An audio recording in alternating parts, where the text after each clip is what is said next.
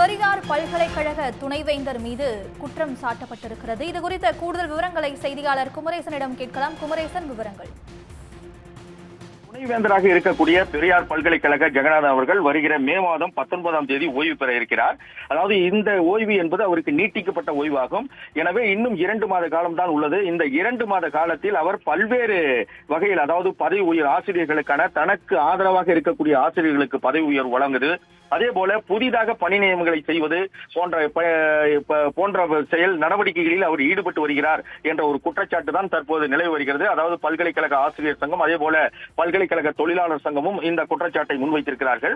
குறிப்பாக வருகிற 5ஆம் தேதி ஆட்சிக்குழு கூட்டம் பெரியார் பல்கலைக்கழகத்தில் நடைபெற உள்ளது. அதாவது துணைவேந்தர் ஜெகநாதன் அவர்கள் தலைமையில் இந்த ஆட்சிக்குழு கூட்டம் நடைபெற இருக்கின்றது.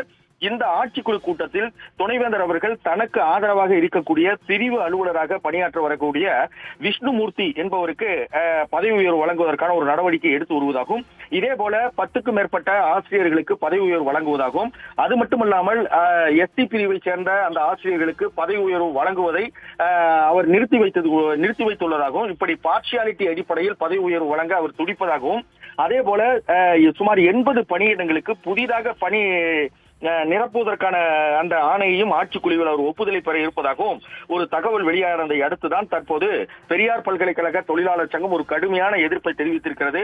ஏற்கனவே பல்வேறு முறைகேடுகள் உள்ளது. துணைவேந்தர் மீதும் அதே போல முன்னாள் பதிவாளர் மீதும் பல்வேறு முறைகேடுகள் தொடர்பான அந்த ஊழல் தொடர்பான வழக்குகள் நிலுவையில் உள்ளது. உயர்நீதிமன்றத்தில் வழக்கு நிலுவையில் உள்ள நிலையில் துணைவேந்தர் அவர்கள் இந்த 2 மாத இடைவெளியில், அதாவது மே மாதம் 19ஆம் தேதி அவர் ஓய்வு பெற இருக்கிறார். எனவே இன்னும் 2 மாதம் தான் உள்ளது. இந்த 2 மாத இடைவெளியில் எந்தவித பதவி உயர்வோ அதே போல புது நியமனங்களோ இருக்கக்கூடாது என்ற விதி உள்ளது. குறிப்பாக ஒரு ஓய்வு பெற உள்ள துணைவேந்தர் கடைசி 3 மாதத்தில் எந்த பணி நியமனம் செய்யக்கூடாது என்று அரசு விதி உள்ளது.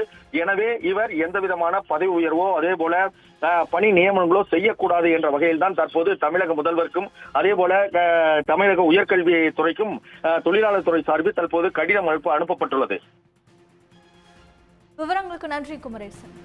உடனுக்குடன் செய்திகளை தெரிந்து கொள்ள சன் நியூஸ் பெல் ஐகானை கிளிக் பண்ணுங்க.